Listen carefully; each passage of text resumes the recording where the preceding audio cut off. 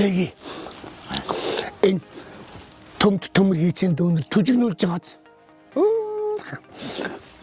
Юу гэдэг вэ? Чингис ханаас тушаал авсан төмтий зэрэг үчир бочгнуулж. Хийсэн тэр бүтээгдэхүүн нь шүү дээ. Ямар гоё чанартай мундаг гэж. Чи үзсэн үү? Үзээгүй шүү дээ. Чин линк гарч ийн. Надад харагдахгүй юм. Линкөө. Гараа. Чишээ ингэ дараад ороод үзцээ. Юу хийснийг хар.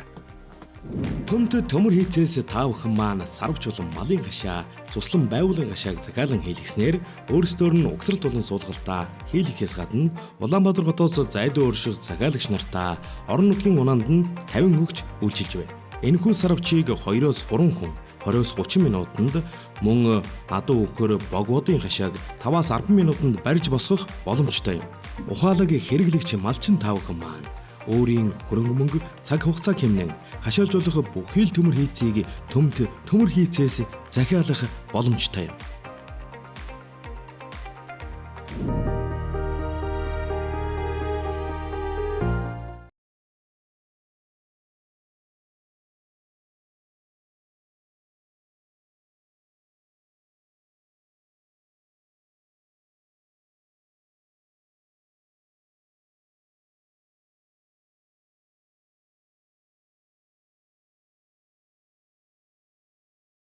За энэ маань одоо богийн хашаа буюу хонь ямааны хашаа гэсэн 3 метрийн урттай, метр 20 өндөртэй энэ зэвэрдгүү юм цайрцсан цагаан турбаагаар хийгдсэн байгаа гэсэн.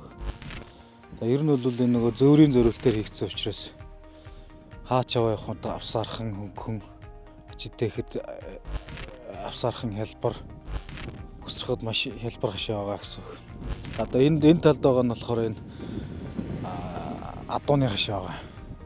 3 метрийн урттай, метр 50 өндөртэй. Энэ болохоор адууны том бог молын адууны хашаа учраас одоо энэ турбаа нь болохоор бүдүүн турбаагаар хийж байгаа.